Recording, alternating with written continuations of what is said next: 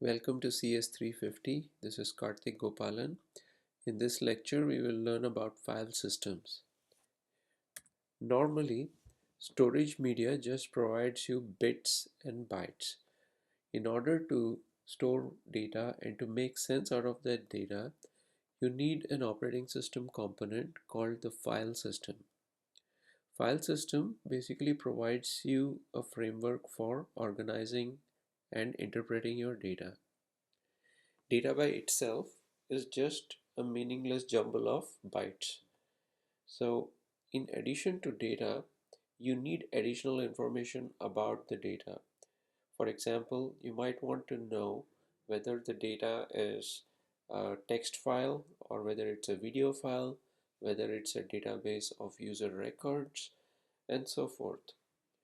This type of additional information about your data is called the metadata. Sometimes this metadata is also called attributes. Attributes or metadata describes the data that's being stored on the storage device. If you only have the data but you don't have the metadata, then you cannot make sense out of the data. You need the additional metadata in order to make sense out of the data. Hence, metadata is equally important as data itself. So you need a file system basically provides you two things. It provides you a system for storing the data, and it also provides you a system for storing the metadata. So, more formally, file system has two components. It provides you the format of the data objects. It also provides you the format or the meaning of metadata associated with each object. In addition, most file systems would also provide you a way of keeping track of your data blocks. So for every data object that you store, you need a way to track where that data object is located on the raw storage device. Finally, file systems are also responsible for managing the free space on the storage device. So it's not just enough to keep track of the data blocks that are used, but it's also important to keep track of where is the free storage space located so that next time you need additional storage, you know where to look for. So we will look at each of these functions of a file system one by one. Here we start with some examples of metadata. For example, here you have protection attributes associated with the file.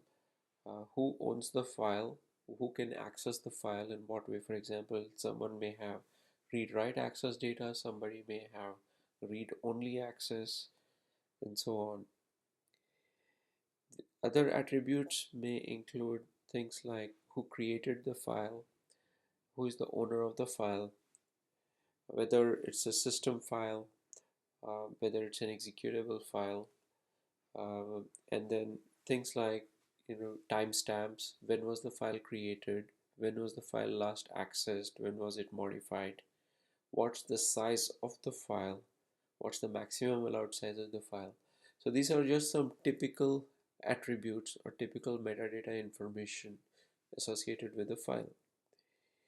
Different file systems may associate different types of metadata with a file. For example, some file systems may require you to enter a password. Some file systems may encrypt a file, and the encryption information such as the encryption keys may be part of the metadata information. There are various types of files. Some common types of files supported by most file systems include regular files that contain the actual data itself.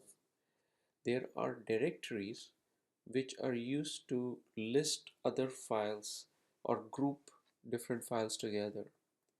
So directories themselves are special types of files because their contents are basically a listing of other files that are grouped together. Then there are special files called character special files, or block special files. As we learned earlier in the input output lecture, that character devices and block devices have their own file system representation so that they can be easily accessed by user level applications. So character special files would provide you byte stream IO operations, whereas block special files will provide you block IO operations. There are various types of operations that are standard across most of the files. For example, you might have to create a file before you use it. You might decide to open an existing file in order to read and write to it. So read and write themselves are separate operations. If you want to read or write to a specific location in the file, then you may want to change the current position in the file or seek to a specific location in the file.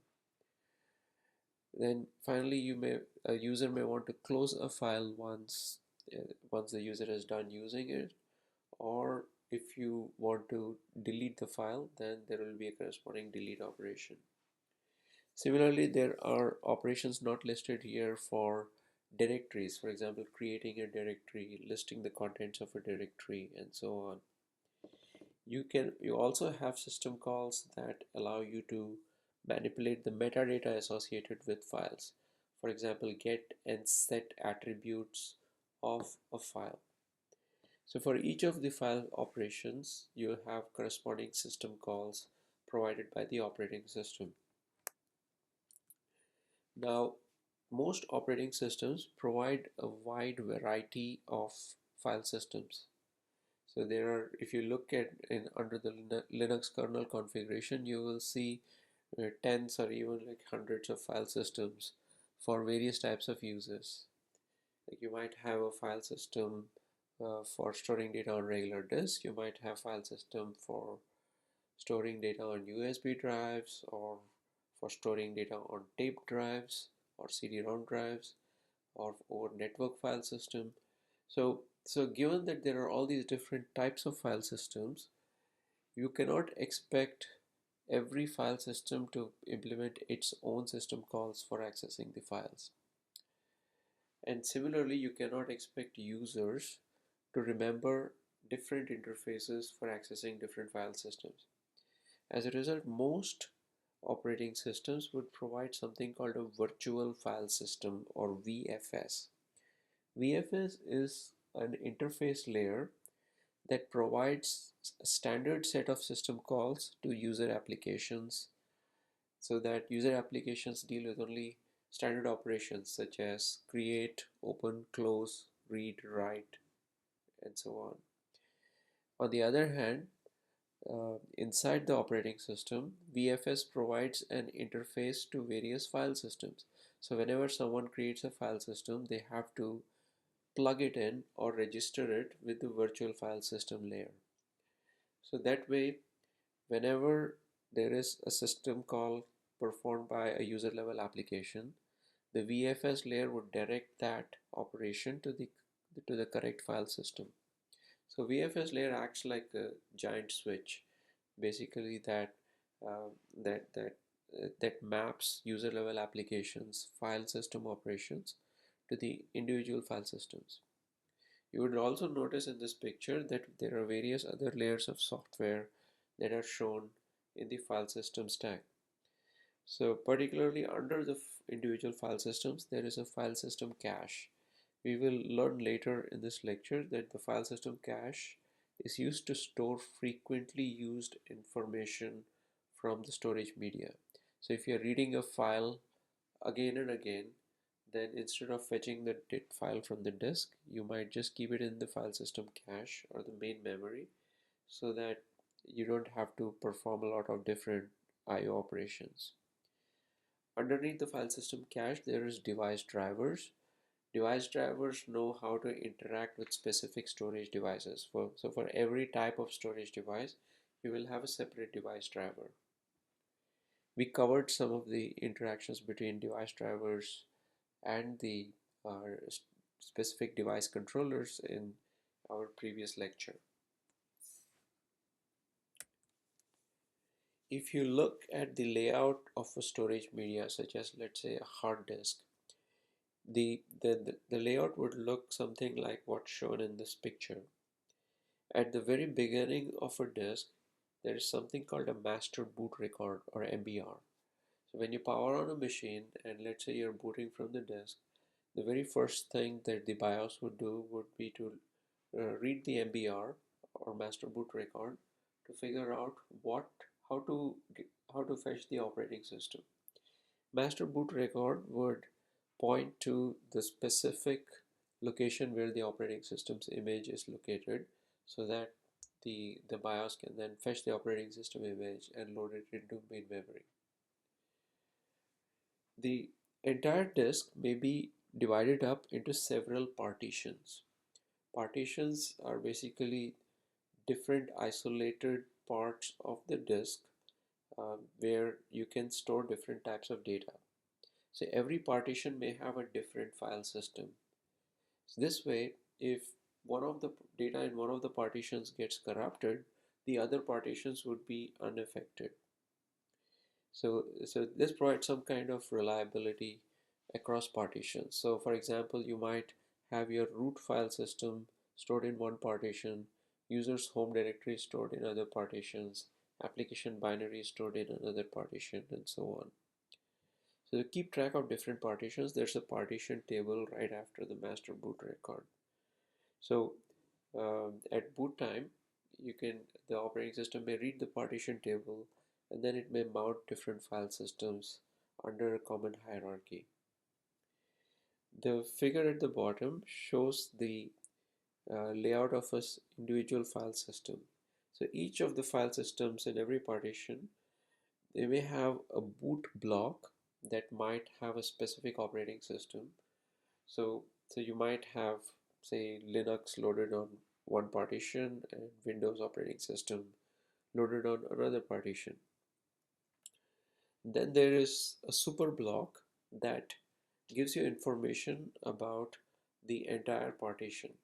So this is a very critical part of the file system. If your super block is corrupted, then pretty much you lose the entire file system. So super block then gives you information about where to find extra information about the file system. So there is information about free space management, where to find free data blocks. There is information about inodes or index node. We will learn quite a bit about index nodes in a little bit. So, so these are basically metadata for files. Then there may be individual contents of the file system. For example, the root directory, the subdirectories, the individual files that give you the contents, and so on. So the actual layout of the file system may vary from one file system to another file system. So this figure just shows you the typical layout of a file system. So now let's look at an individual file system and specifically how files may be stored inside the file system. So if we think about it in a naive manner, let's say you have 7 files, okay, and you have to come up with a way to store these files on the hard disk or in a specific partition on the hard disk. So figure A shows a naive way of doing this. So if you store file A in a sequence of 4 blocks, then file B in the next 3 blocks, then file C, file D, and so on up to file G. So this is contiguous allocation, which means that all the blocks of a file are stored next to each other in the physical disk. So let's say that at some point you delete files D and F. So if you delete files D and F, then essentially you have created 2 empty slots in the layout of the files on the disk. So in the future, let's say you have to create a larger file of say 11 blocks, then obviously these free blocks are not next to each other. So you'll have to move the existing files to one end in order to create enough free space for the new file. This is the standard problem of external fragmentation. So, and the solution again is defragmentation or compaction. Obviously, this is a very high overhead solution. So it would be nice if we could spread the file out wherever the free space is located. So another solution is to use a linked list of data blocks. So, so here you have two files, file A and file B. File A has logical blocks 0, 1, 2, 3, and 4. However, these logical blocks are mapped to different physical blocks. So file block 0 for file A is mapped to physical block 4, block 1 to physical block 7, block 2 to physical block 2, and so on. For file B, similarly, block 0 is mapped to physical block 6, block 1 to physical block 3, and so forth. So, so how do you keep track of where different physical blocks are located? So for file A, we chain all the physical blocks in a linked list. So block 0 contains a pointer to the next physical block. Similarly, block 1 contains a pointer to the next physical block. So you set aside some space in the block, specifically a pointer worth of space in the block, to indicate where is the next block in the sequence. Now, although it lets you uh, store different parts of the file in a scattered manner, but there are two problems with this. First problem is that uh, that you're basically storing a pointer information within a block. So if your block is 4 kilobytes, then you can only store 4 kilobytes minus say 4 bytes worth of data in a file. The remaining 4 bytes may be used to store a pointer. The second problem is uh, it second problem deals with file traversal. This linked list traversal is only suitable for sequential access. You can only do like sequential access from the beginning of the file to the end of the file. If you had to do random access, then you have to start from the beginning of the file all the way, and then you would have to seek to the specific location or specific block that you're trying to access. You can of course use doubly linked lists, which can make your life a little easier, but again you can only do sequential access in either the forward or the backward direction. You really can't do much of random access in a file. So so the first problem, the problem of storing a pointer within a data block, this can be solved by separating out the linked list from the actual data contents. So there is a specific data structure called a file allocation table that was used in many earlier operating systems. So notably you might find a file allocation table in the Windows operating system. So these are sometimes also known as fat file systems.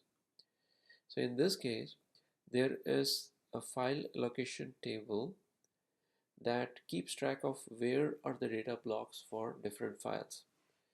So in this example, you have two files, file A and file B. File A starts at um, file A starts at physical block number 4, and the next block in the sequence is block number 7. So block number 4 indicates that the next block is at physical block 7, and if you go to physical block 7, then it tells you that the next block is at physical block number 2, and physical block number 2, the entry for that block tells you that the next block is at physical block number 10, and so on. Similarly for file number B, which starts at physical block 6 and then to 3, and then from block number 3 to 11, and so on. So what we have done is that we have set aside a separate table which maintains the linked list, and then the actual data blocks themselves are fully dedicated to storing the contents of the file. So this solves the problem of separating out the file pointer, the pointer to individual blocks from the contents of the file. But we still have the problem of sequential versus random access. Random access are still pretty expensive because we have to do sequential traversal based on the linked list. So in order to make the sequential and random traversals a little bit more friendly, there are more complicated data structures that modern file systems store. Specifically, the Unix operating system pioneered the use of something called an inode or an index node. For every file in the file system, there is a data structure called an inode. Inode basically stores the metadata for a file. Basically, it stores the data that describes the file. Metadata has, of course, lots of information like we saw earlier. It has all the attributes of a file. Plus, it tells you the location of the data blocks. It tells you where you can find the contents of the file. So, where are inodes stored? Inodes are stored on the disk, just like the contents of the file are stored on the disk. Inodes are also stored on the disk, except that they may be stored in special locations within the file partition.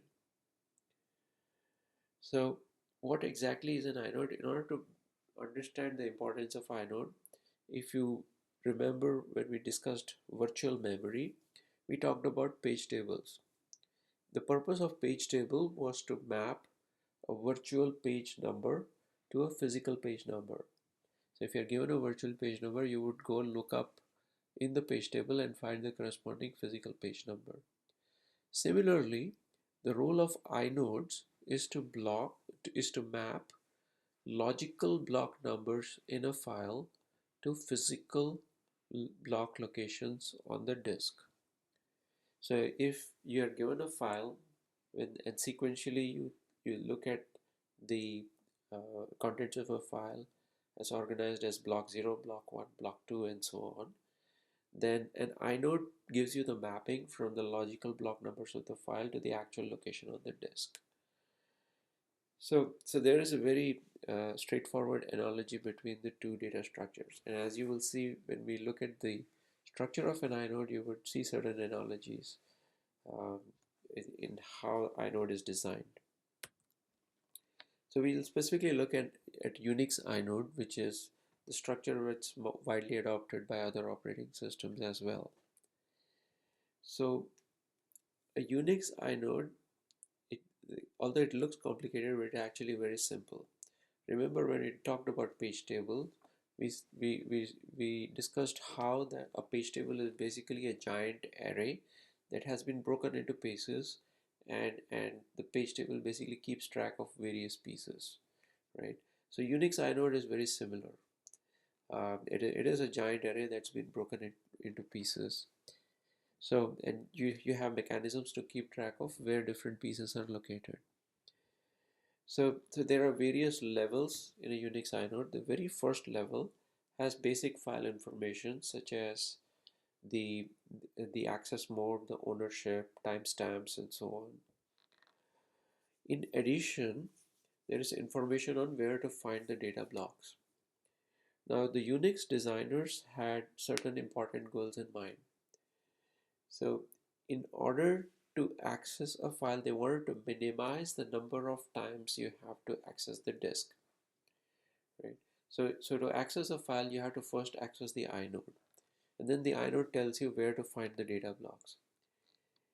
The Unix designers realized that most users have small files. So most of the files stored on file systems are very small in size. And occasionally users may create large files, and even more rarely, even users may create very, very large files. So they wanted to provide a way that you can access small files very quickly and large files within reasonable overhead and very large files with somewhat more overhead. All right. So as a result, the very first level of the inode provides you certain addresses called direct block addresses. These basically map the initial few blocks of a file initial few logical blocks of a file to the physical locations of the data blocks on the disk. So they provide you direct addresses to the data blocks of the disk. So there are only a limited number of direct block addresses.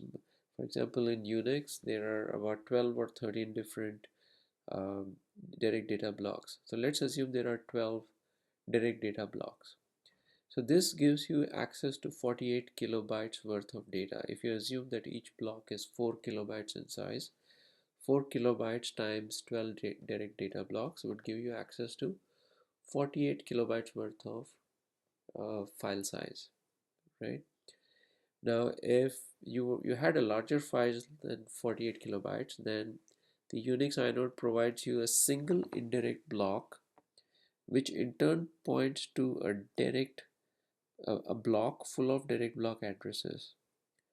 So a single indirect block, then it would add about 1024 more entries, each of which gives you access to 4 kilobyte worth of data. So roughly you have 4 megabytes additional size extension through the inode.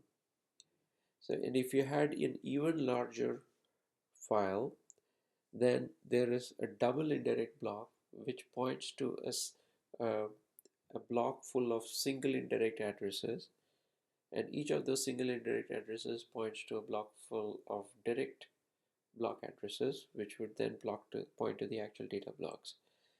And if that's not enough, then you have a triple indirect block which points to double indirect blocks, and so forth.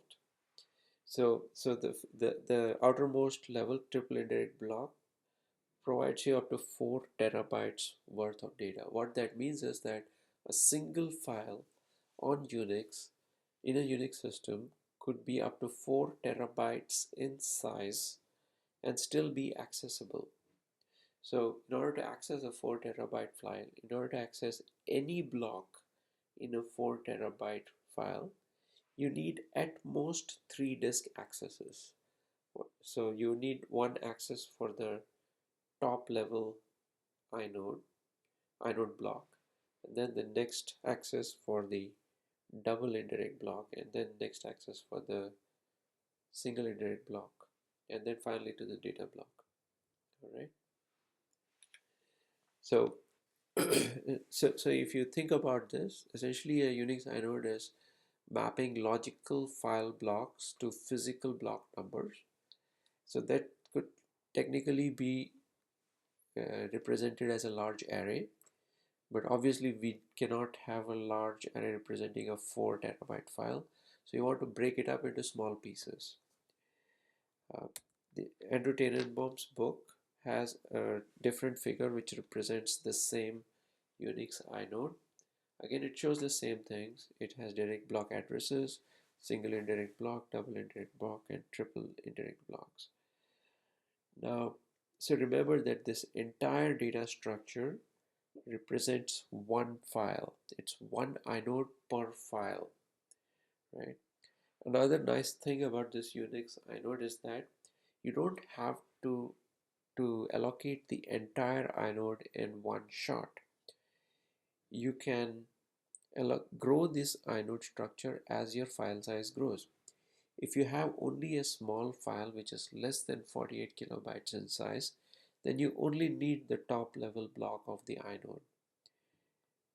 If you have a file larger than 48 kilobytes, you only need the top level block and a single indirect block, right? So, so essentially your inode size can grow as your file size grows. Just like page tables, so as your process accesses more pages in memory, your page table size grows, right? So that's a nice property of Unix inode. Plus the fact that you can access really large files with limited number of disk accesses. Now, how the inodes are placed on the physical disk can affect the performance of the file system. So in this picture, there we are shown two alternative configurations. In the first configuration, all the inodes are placed on the outermost track of the disk, whereas the inner tracks contain all the data data belonging to the file system. Now, if you do this, then when you are accessing a file, you have to first access the inode, and then your disk head has to move to the specific data block that you're trying to access. That is, it has to perform a seek across tracks, and then it has to access the specific sector that you're trying to access. So you might end up with large seek overheads for every file access. If you want to minimize the number of seeks, then a better solution may be to place inodes close to the location of the files you're trying to access. So in the second example, we we place inodes on in a strategic manner across various sectors, across various tracks and in specific sectors. So that way, if you access a file, you access its inode, and the disk head has to perform a small seek to reach the corresponding data that you're trying to access. So this can greatly improve the performance of the file system by reducing the number of seeks. The other component of the file system is how to manage free space on the disk. It's not just enough to manage the contents of the files, you also need to figure out where to find free space. So we are shown here two competing ways of managing the free space. One is a linked list. You can keep track of free blocks on the disk and store them in a linked list. So in figure A, you have a list of blocks that are free, for example, block 42, block 136, and so on. And these are all chained together in a linked list. So whenever you want, let's say, 10 free blocks, then you look at the head of this linked list, get the first 10 free blocks, and allocate it to a new file that you want. This is simple enough, but there are a few problems. One is that you need a separate linked list entry to store each block number, which can take up a few bytes. And secondly, it's very hard to satisfy certain constraints for file allocation. Suppose you want 10 contiguous blocks on the disk to store a file. Now it's very hard to find 10 free blocks that are next to each other on the disk using the linked list data structure. You'd have to do multiple traversals through the linked list. Of course, you could sort the linked list, but then that would be additional overhead for maintaining the linked list in a sorted manner. Another option is called a bitmap. So for every block on the disk, you have a single bit representing the block. If the disk block is used, then the bit is 1. If the disk block is free, then the bit is 0, or the other way around, depending on your representation. So the size of the bitmap is fixed depending upon the size of the disk. So when you want a certain number of free blocks, you can just scan through this bit mask and you can find the appropriate disk blocks that match your specific constraints. In the previous example, if you wanted um, 10 free disk blocks that are next to each other, then you have to search through the bit mask where you find 10 ones that are next to each other in the bitmap. So this provides a little bit easier search and a little bit more consistent space usage. So you don't have to manipulate a linked list or try to sort it in order to achieve your goals. Another important component of a file system is the file system cache. We saw this a while back in the different layers of software in the IO subsystem. So file system cache stores frequently accessed data blocks in the main memory. So if you're accessing the contents of a file frequently, very likely the content would be stored in the file system cache. So whenever an IO operation is performed, the operating system would first go and look in the file system cache. If it can find the data in the cache, then you simply return the data from the cache. If you don't find the data in the cache, then it's a cache miss. So you ask the device driver to fetch the data from the disk. So periodically you have to purge the cache, which means that if there are certain blocks have not been used for a while, then they have to be kicked out of the main memory. So this cache is really important for good file system performance. In fact, if a cache works well, then almost like 90-95% or even more of your read accesses would be serviced from the cache. Cache also serves another important purpose, which is for write operations. When you write to the disk, the writer doesn't have to block till the data goes all the way to the disk. Operating systems would store the written block or the dirty block in the file system cache and mark it as dirty. In the future, when operating system needs more space, it can flush the dirty blocks to the disk and then use that space. So so this way you can reduce the latency for write operations. So the writer can finish a write operation typically in a matter of microseconds, and the dirty data or the written data can be committed to the disk at a later time.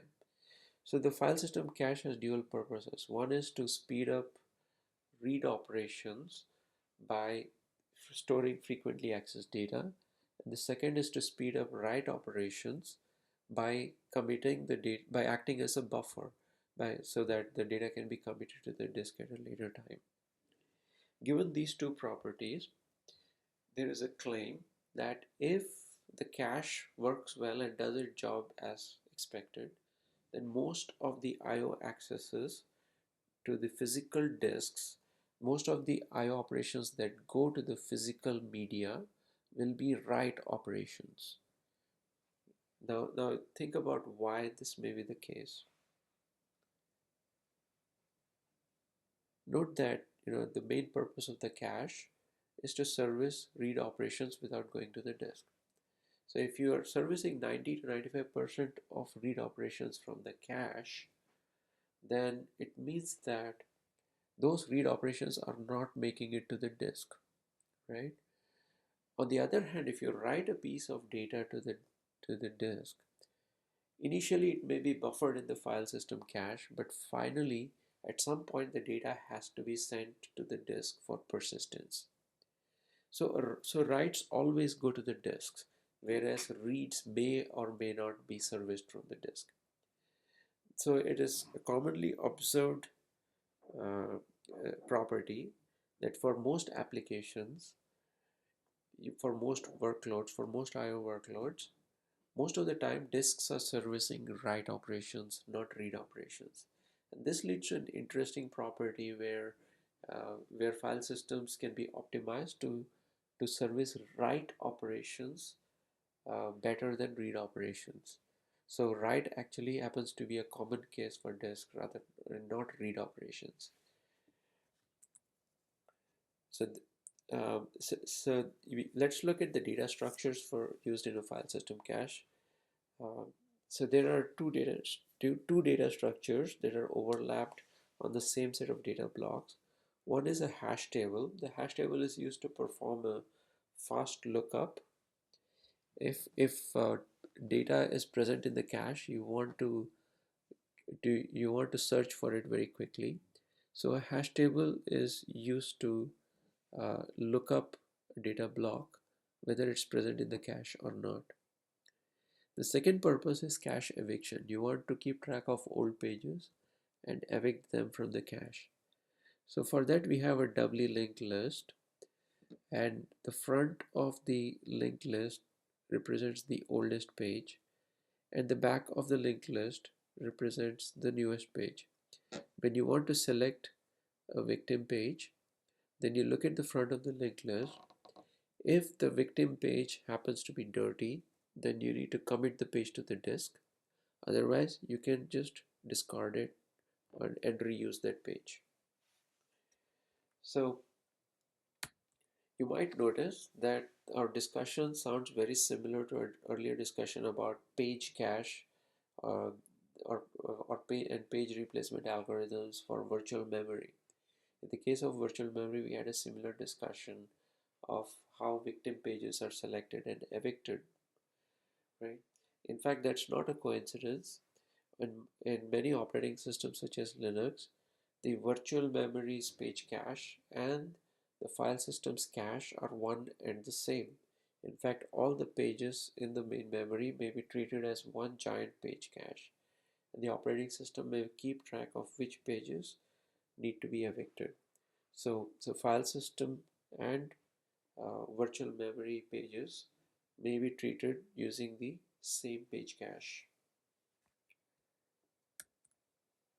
and the eviction algorithm may use the same victim selection algorithm such as LRU.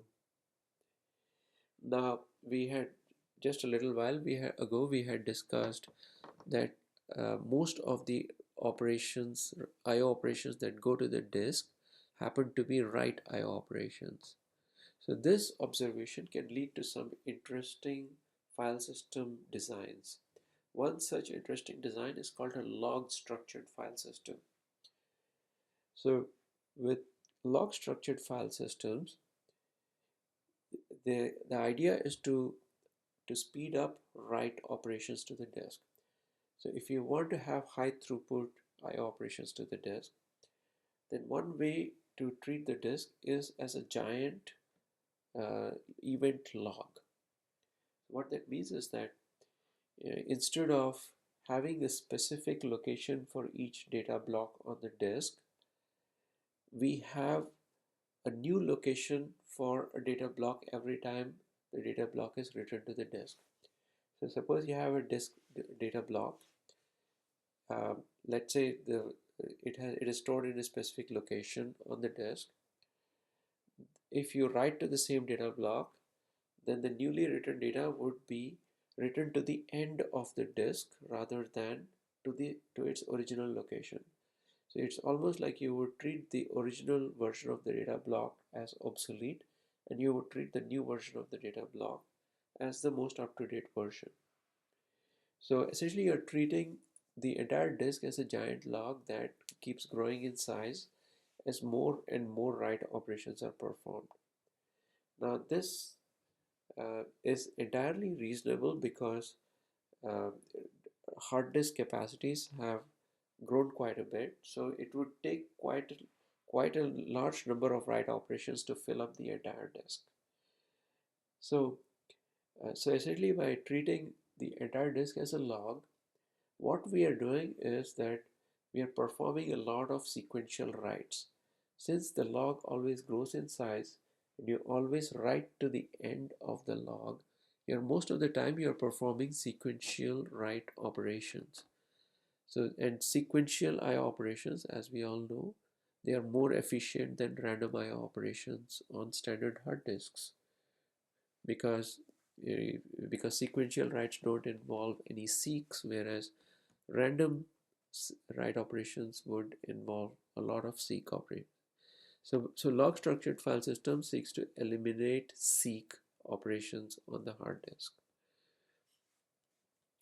So So this works very well, except that we have a problem when you have read operations.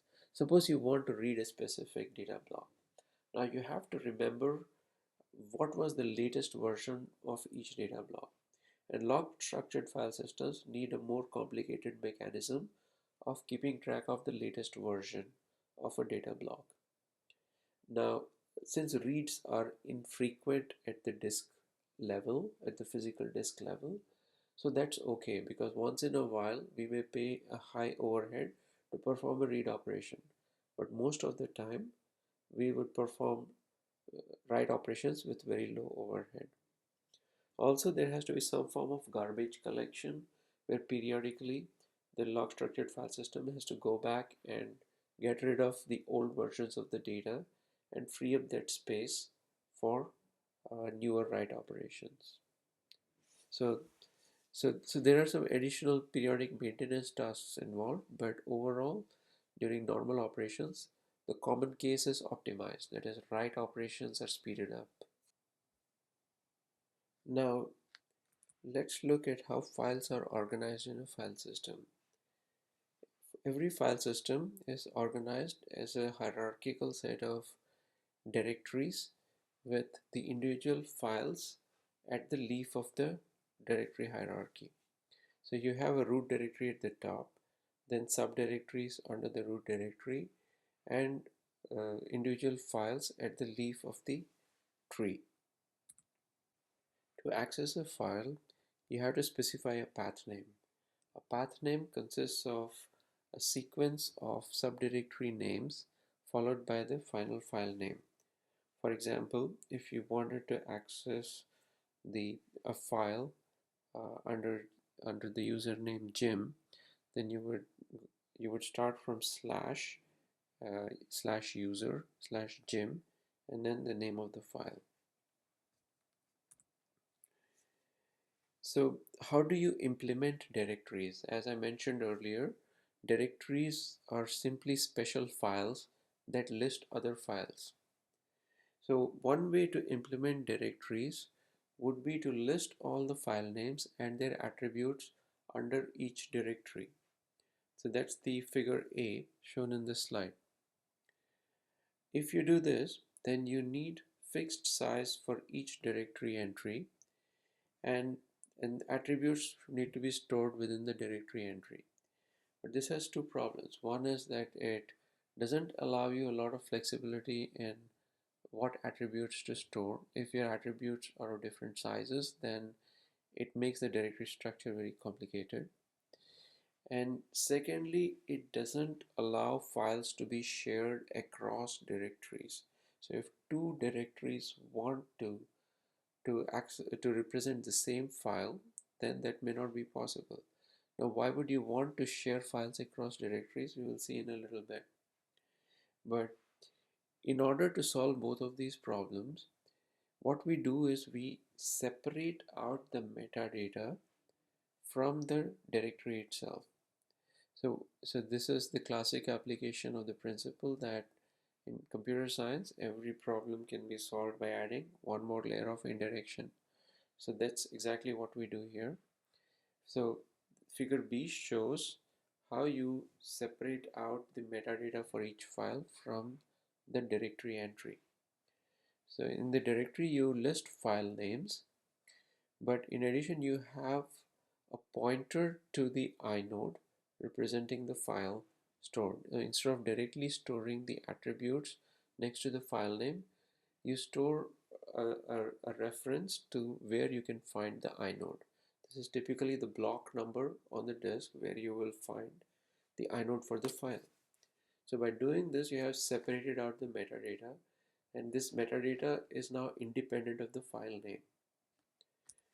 So if you were looking up a file, so let's say you open a file using the open system call. In this example, we are opening the file /user ast mbox, and the operating system needs to locate the contents of the file mbox. So it would start from the root directory. It would look at the contents of the root directory, and the contents tell you that the user subdirectory has an inode located at disk block number 6. So next we fetch disk block number 6, and that tells us that the contents of the /user directory is located in disk block number 132. So next we fetch disk block number 132, and that shows us the contents of the /user directory. This tells us that the contents of the subdirectory AST, which represents the name of the author of the book, Andrew S. Tenenbaum. The subdirectory AST is located at disk block number 26. So we fetch the inode for the subdirectory AST at block 26, and it tells us the contents are located at block 406, and then we fetch the contents of /user/ast in block 406, And that tells us that the file name mbox has an inode at block number 60. So there will be one more step to fetch the contents of mbox. You would then look up the inode of mbox at location 60, and then you would access the individual data blocks of mbox from inode at block number 60.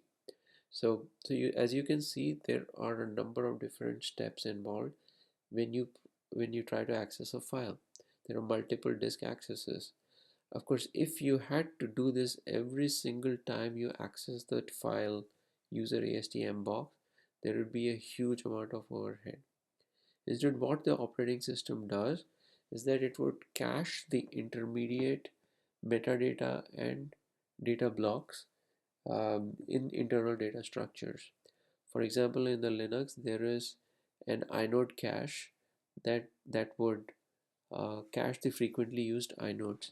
Similarly, there is a lookup cache where common path name to inode information may be cached. For example, if um, the author is accessing slash user AST mbox very frequently, then there will be a cache that gives you the translation user AST mbox has an inode at block number 60. So these type of optimizations can significantly speed up a file lookup information. Now let's look at shared files. So, so here we have two subdirectories, B and C, that want to share a file, that want to refer to the same file. How do you refer to the same file from two different subdirectories in the hierarchy tree? So this type of sharing of files is known as hard links. Basically, there are two directories that want to refer to the same file, possibly with different names.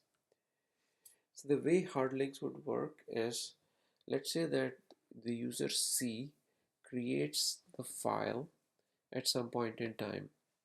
So the file attributes would indicate that C is the owner of the file, and there will be a reference count stored in C's inode that indicates that only one subdirectory uh, refers to this inode. So count will be initially 1. At a later time, when B links to the file using a link command, the the um, the count would be incremented by 2. Although C is still the owner, but the reference count for the inode increments by 2. So so the operating system knows that there are two different subdirectories referring to the same inode. And note that B and C subdirectories could be referring to the same inode by different file names. So it's the same file contents but different naming from different directories. At a later time, C might delete its link to the file. The file may no longer be accessible through C's directory. At this point, the count drops to 1. So what that means is that operating system notices there is still at least one directory that's referring to this file, so the file needs to be kept around. Although C stopped referring to the file, notice that the owner of the file is still user C. So what this means is that the ownership of the file doesn't change even if the original owner deletes the reference to that file from his directory. So this has the effect that B can still access the file, but only with the permissions that the original owner C granted B when he created the file. So finally, if B also deletes his reference to the file, then the count will go to 0, and at this point the operating system will completely delete the file and reclaim the space that was allocated to this file. That brings us to the end of our discussion on file systems.